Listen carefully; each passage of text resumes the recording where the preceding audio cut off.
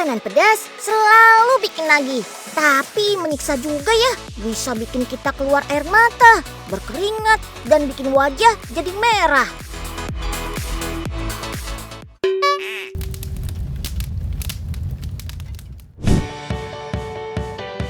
Biarpun menyiksa, kenapa sih orang bisa ketagihan makan pedas?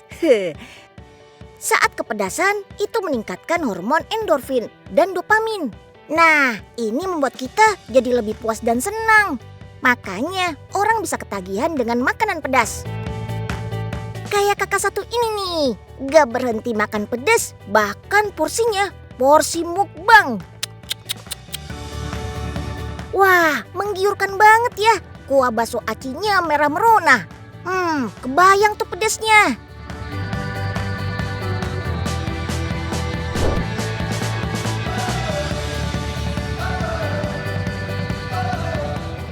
Unyi lagi di kota Bandung nih. Surganya kuliner pedas, katanya ada di sini. Kebetulan, Unyi lagi mampir di pabrik yang memproduksi aneka cemilan, serba pedas dan teksturnya kenyal. Ada bakso aci, topoki, dan basreng. Kita bahas satu-satu yuk.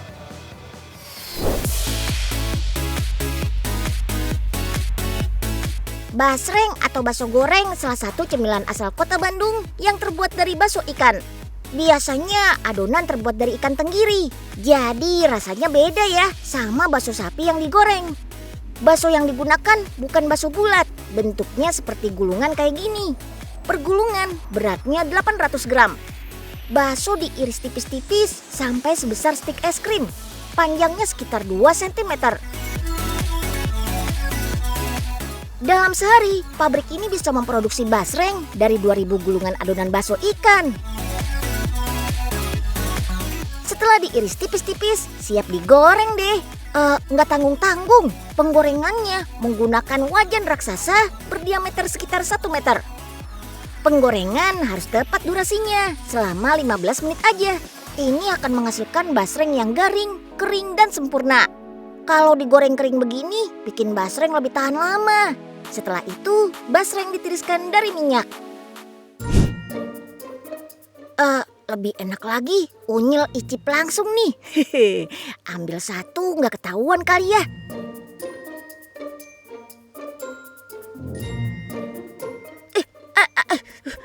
Aduh, panas. Maafin tangan Unyil yang iseng ini ya. Aduh. Setelah kadar minyaknya berkurang, langsung aja dibumbui.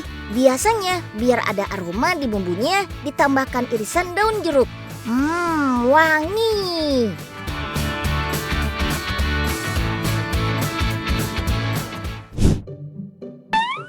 Cara bumbuinya praktis, pakai alat otomatis kayak gini. Putar terus. Loh. Aduh. Kepala Unyil sampai ikut muter. Basreng ini bisa tahan 3-6 bulan. Tapi ingat, asik cemal-cemil basreng, jangan berlebihan ya.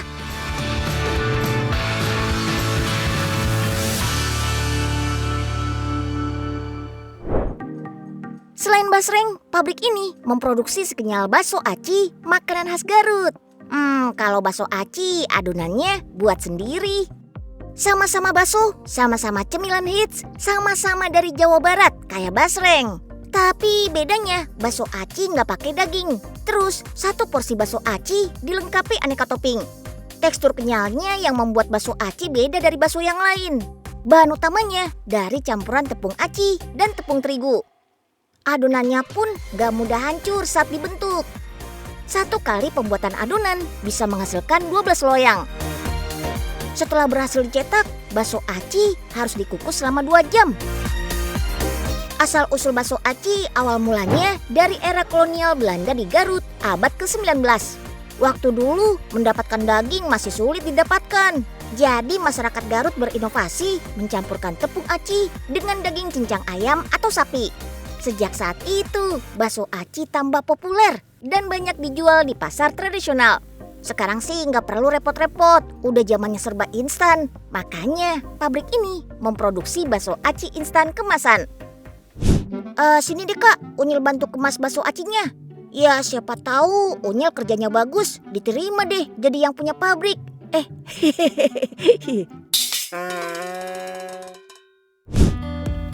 Sekarang kita beralih ke cemilan dari Korea. Sama-sama kenyal kayak bakso aci, tapi bentuknya panjang dan lonjong. Yap, tteokbokki. Adonannya terbuat dari tepung beras dan campuran bumbu. Masukkan adonan yang sudah kalis ke dalam mesin pencetak. Hasilnya jadi panjang seperti ini. Lalu potong-potong supaya muat dalam kemasan. Nah, Unyil lagi belajar cara bikin tteokbokki nih, tapi manual. Pertama kali loh, jadi malum aja deh kalau bentuknya lebih mirip ulat sutra begini.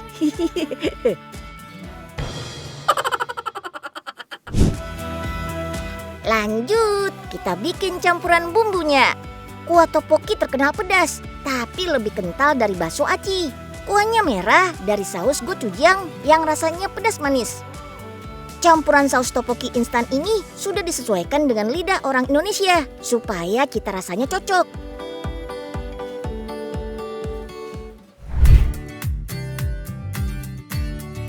Itu dia serba-serbi makanan pedas, menggodakan. Tapi tahu nggak kalau sebenarnya pedas itu bukan termasuk rasa loh. Pedas dikategorikan sebagai sensasi karena senyawa kapsaisin dalam cabai. Kandungan ini memberikan sensasi panas dan sakit di lidah. Di balik rasa sakit itu, cabai bermanfaat menjaga imunitas tubuh karena kaya akan vitamin C. Biar nggak kepedasan terlalu lama, tenang, ada beberapa cara mengatasinya. Pertama, minum air hangat. Kalau air putih kurang ampuh, bisa minum susu. Kandungan kaseinnya bisa memecahkan kapsaisin pada cabai. Ketiga, makan roti atau pilih karbohidrat yang lain juga bisa. Kalau teman-teman pilih cara gitu yang mana?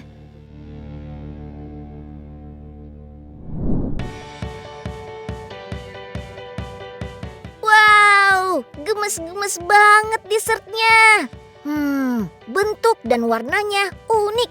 Mau dimakan jadi mikir 2 kali deh nih. Sayang banget. Ini makanan manis tradisional khas Jepang. Mirip mochi gitu deh. Sebutannya wagashi. Manisan manis ala Jepang ini ada berbagai macam varian. Ukurannya serba mini kayak unyil. Rasanya manis dan teksturnya agak kenyal. Tapi nggak sekenyal jelly ya.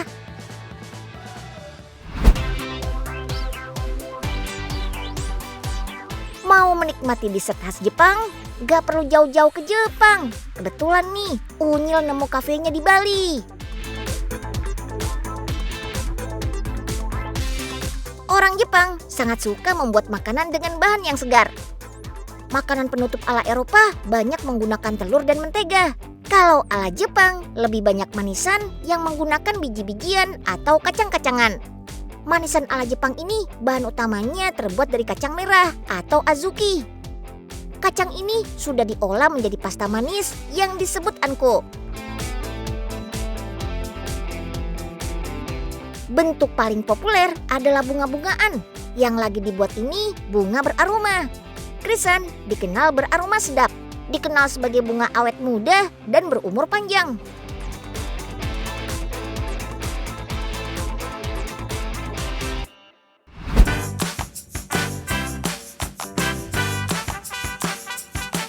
Kalau karakter satu ini disebut sebagai The Emperor, melambangkan laki-laki, dan Empress melambangkan perempuan. Sebutan populernya Hina Dolls. Hina artinya lucu.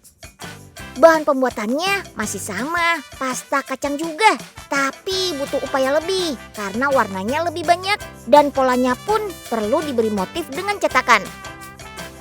Setiap 3 Maret setiap tahunnya, bentuk ini selalu dikeluarkan untuk merayakan harapan tentang kesehatan dan kebahagiaan perempuan. Cara pembuatannya yang paling penting keahlian tangan. Soalnya serba handmade, nggak pakai mesin sama sekali. Chef ini aja awalnya harus belajar dari chef asli dari Jepang. Bahkan bahan-bahannya pun didatangkan langsung dari Jepang. Setiap bentuk manisan ala Jepang ini punya makna baik, bisa terinspirasi dari imajinasi atau sesuatu yang unik.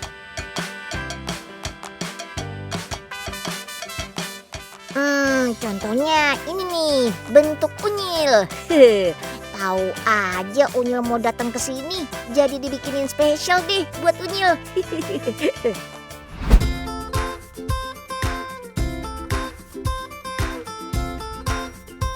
Tapi karena ini lokasinya di Bali, ada juga manisan yang terinspirasi dari sunset Bali. Ini terbuat dari agar-agar Jepang dan pasta kacang yang dihias mirip seperti pemandangan matahari terbenam.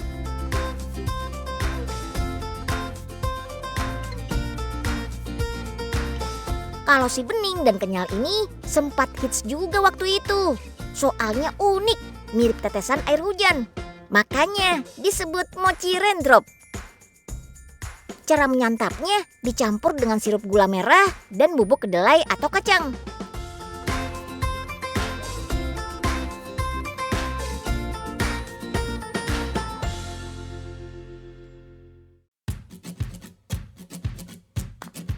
Biasanya manisan ini paling enak dinikmati bersama dengan teh hijau atau matcha.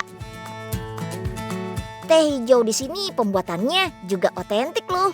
Bahan yang digunakan spesial, dibuat oleh Marukyu Koyamaen, ahli pembuat matcha di Kyoto lebih dari 300 tahun lalu.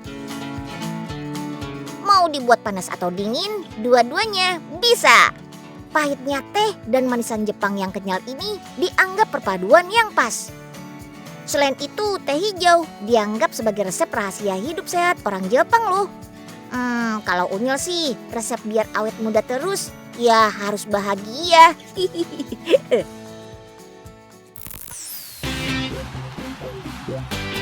Waterboom ini baru banget dibuka saat libur lebaran kemarin. Ini waterboom pertama terbesar di Jawa Barat.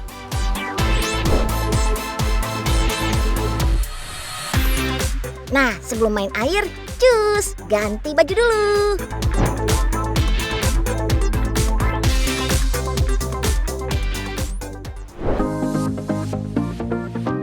Wah, kalau udah main air sih, dari anak-anak hingga orang dewasa pada happy semua.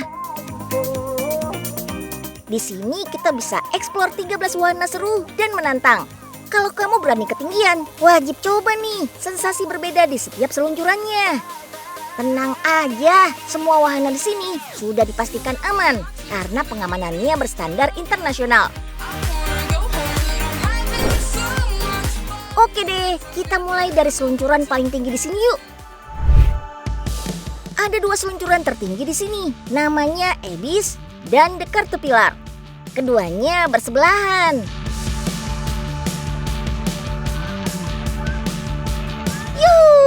Kita akan meluncur dari ketinggian 17 meter. Satu ban bulat ini cukup dinaiki 3 orang. Kalau Abyss yang bentuknya kayak corong gini nih, panjang lintasannya 125 meter. Begitu meluncur di corong raksasa, swing. Kita akan merasakan sensasi mirip bumerang, tapi berayun sekitar 4 kali, kanan kiri, kanan kiri. Nah, kalau di Caterpillar punya lintasan lebih panjang, sekitar 180 meter. Seluncuran ini bikin kita tegang, soalnya kita akan merasakan sensasi terowongan meliuk-liuk. Kita serasa terombang-ambing.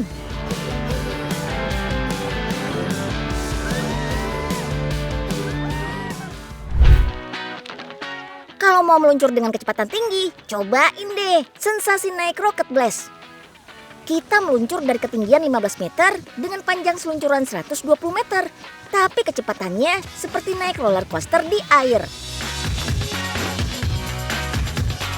Biasanya seluncuran medannya hanya turunan, tapi seluncuran ini ada sensasi naiknya. Nah, waktu naik kita akan diluncurkan seperti roket, tapi dengan dorongan air. Wush, keren kan seluncuran zaman now, pakai teknologi super canggih.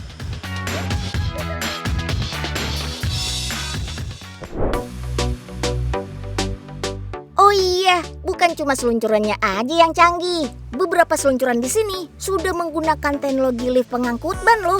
Jadi pengunjung nggak perlu angkat-angkat ban manual di beberapa seluncuran. Nah, tuh di belakang Unyil, lift pengangkut ban tuh berjalan otomatis, mengangkut ban sampai ke atas. Dari tadi kan seluncurannya untuk 3 orang. Nah, ada juga loh seluncuran untuk 2 orang. Seluncuran satu ini ketinggian dan panjang lintasannya sama seperti Rocket Blast, 15 meter dan 120 meter. Bedanya kita akan merasakan terjun bebas, terus naik ke dinding raksasa. Begitu naik rasanya seperti berhenti 3 detik. Setelah itu kita akan meluncur kembali ke bawah. Efeknya seperti permainan bumerang.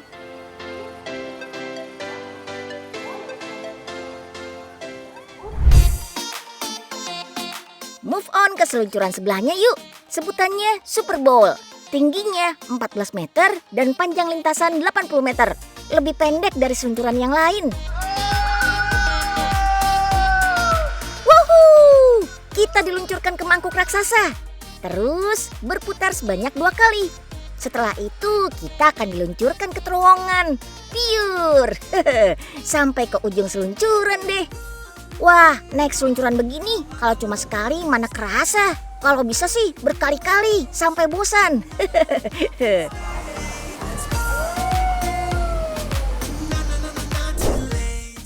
Gimana? Wahana seluncuran di sini pada bikin tegang semua nggak? Tapi bukan cuma seluncuran aja yang bikin tegang.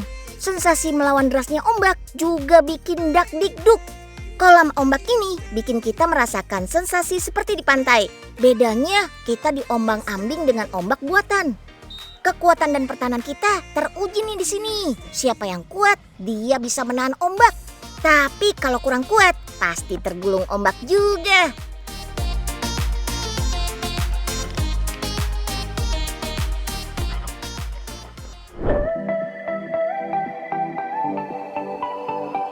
Setelah merasakan wahana menantang, yuk come on! Kita bersantai di lazy river atau kolam arus. Kolam ini dibuat mirip aliran sungai yang berarus tenang. Makanya kita mengarunginya dengan rileks. Cukup duduk santai di atas ban dan nikmati arusnya. Hati-hati, saking nikmatnya nanti ketiduran lagi. Oke, penonton setia Unyil, sebagai penutup, Unyil mau bilang... Aduh, ya ampun. Unyil belum selesai ngomong juga. Udah kena guyur aja.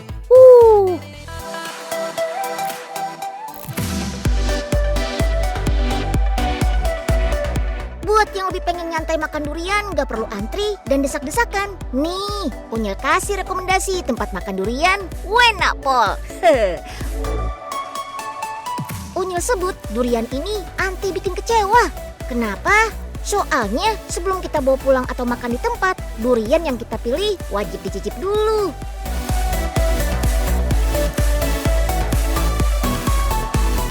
Toko durian ini sangat menjaga kualitas duriannya. Bahkan ada garansi 100% bisa ditukar kembali kalau duriannya busuk, hambar, atau belum matang. Durian kan dijuluki sebagai raja buah. Nah, pembeli juga dianggap raja dong. Makanya beli durian di sini anti rugi deh.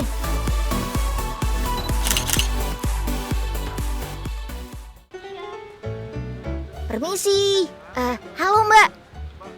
Unyil mau beli durian ini dong. Ukurannya pas nih, mungil kayak Unyil. Oke Nyil, kalau buat Unyil gratis aja deh. Hah? Loh, beneran nih Mbak? Apa sih yang nggak buat Unyil? Wah, asik. Makasih ya Mbak. Makin laris manis dia jualannya Mbak. Asik nih.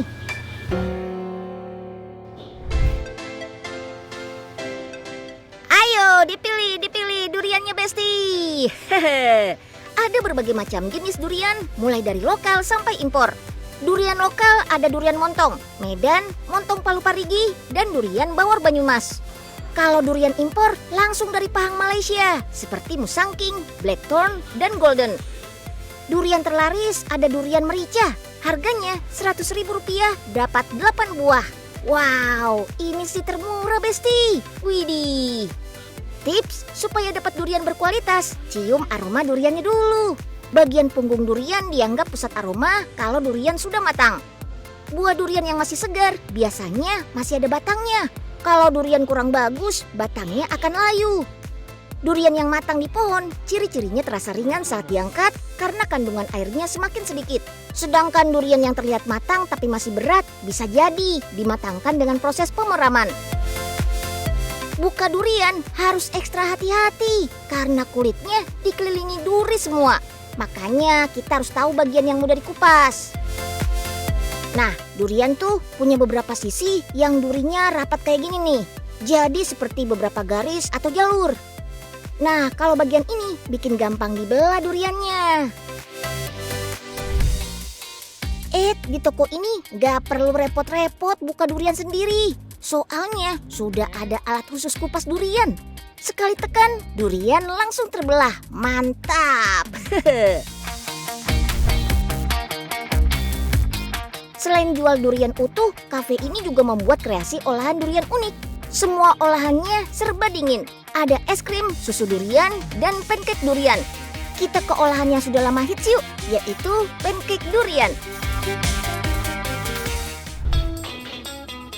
Siapa sih yang gak tahu olahan durian yang satu ini? Biasanya kulitnya berwarna-warni kayak gini. Teksturnya lentur mirip kulit risoles. Terus di dalamnya ada isian krim dan daging durian. Kalau sudah dilipat, ukurannya jadi mini kayak gini deh. Setelah ini dimasukkan dalam freezer supaya lebih awet.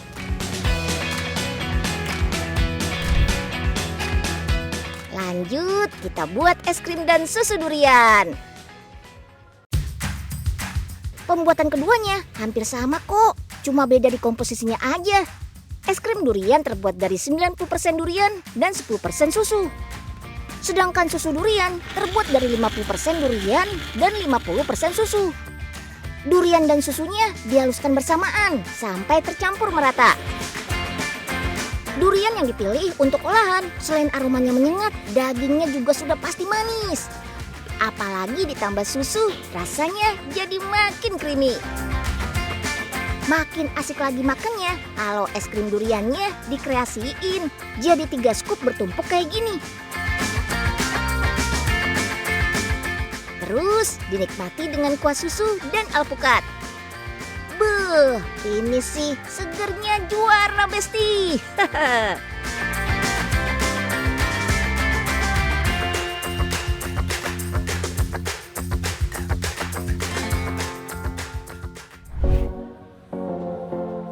Wah, ini sih kafe rekomendasi nih buat para pecinta durian di Malang. Banyak kreasi olahan yang bisa kita pilih biar nggak bosen nikmatin durian. Buat yang kurang suka dengan durian bisa coba es krim atau susu duriannya. Jamin deh baunya nggak begitu menyengat. Rasanya ramah di mulut. Waduh, dari tadi serba-serbi durian nih. Meskipun suka durian, tapi makan dalam sehari perlu dibatasi ya. Ingat, 1 kilogram durian sedang mengandung 1.500 kalori. Wah, itu udah hampir mencukupi 70% kebutuhan kalori kita sehari tuh.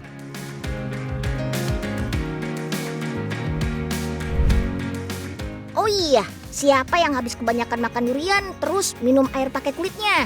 Nah, berdasarkan info dari yang Unyil baca, dalam kulit durian ada enzim peptin yang membantu mengurangi mual setelah makan durian. Tapi ini masih terus dalam penelitian ya. Yang penting makan secukupnya aja deh, bukan sekenyangnya.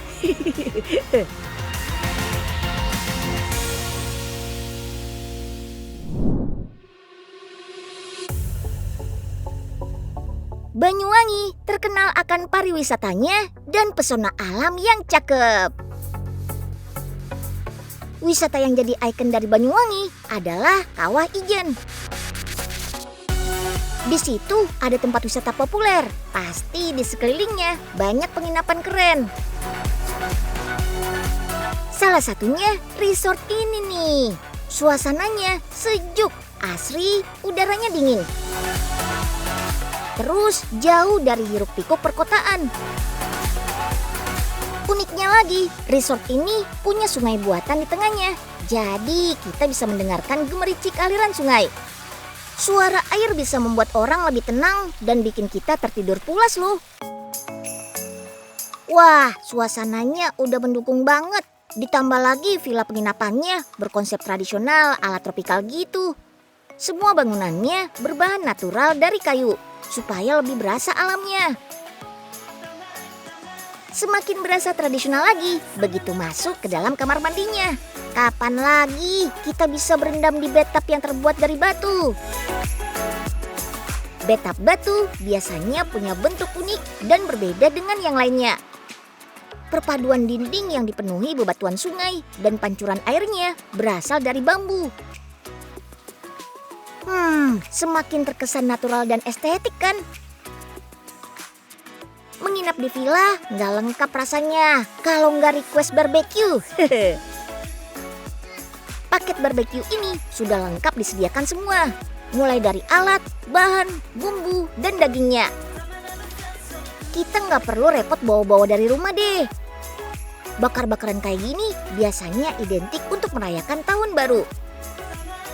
Tapi sekarang barbeque bisa dilakukan kapan aja bersama keluarga, teman, atau saudara. Menurut Unyil sih, bagian paling seru adalah waktu bakar-bakarannya. Momen ini bikin kita saling bantu. Tapi ada juga yang lebih suka duduk manis, terus tinggal makan deh. Ayo, siapa yang begini? Ngomongin soal bakaran, menu di restonya ada yang unik juga loh. Disajikannya dengan api membara berwarna biru. Nama menunya ayam bakar Blue Fire. Terinspirasi dari fenomena unik Blue Fire Kawah Ijen yang muncul saat subuh. Makanya bikin orang penasaran. Ayam bakar dengan nasi ini dibungkus dengan daun pisang, lalu dibungkus lagi dengan aluminium foil supaya bisa dibakar. Selain itu, ada menu lain yang perlu dicoba kalau melipir ke restorannya. Ada menu tradisional rujak soto khas Banyuwangi dan menu ala barat. Menyeruput kuah rujak soto saat lagi hujan dan dingin begini, memang paling mantap. Hujan sudah reda, perut sudah terisi. Come on, kita nikmati fasilitas kolamnya. Gak ada larangan makan sebelum berenang, tapi sebaiknya konsumsi makanan yang mengandung karbohidrat dalam porsi secukupnya aja ya. Setelah berenang pun sama, kita perlu makan untuk mengganti energi saat kita berolahraga dalam air. Tapi paling penting, jangan lupa minum setelah berenang. Biasanya sih 2-3 gelas. Minum sangat penting untuk cegah dehidrasi dan mengganti cairan tubuh. Resort ini pun gak lupa memajang beberapa kerajinan lokal untuk bekal buat tangan para tamu. Gak lengkap rasanya pulang dari Banyuwangi tanpa bawa oleh-oleh kerajinan tangannya. Nah, di sini kita bisa mengenal beberapa motif batik legendaris khas Banyuwangi. Motif batik tertua di Banyuwangi adalah gajah oling. Biasanya motif batik ini sering digunakan sebagai seragam pegawai pemerintahan Banyuwangi. Selain kain batik, ada juga udang atau ikat kepala. Nah, motif batik gajah oling juga identik, jadi ciri khasnya udang Banyuwangi. Gimana dengan suasana penginapan dan buah tangannya? Ada yang terpikat nggak nih?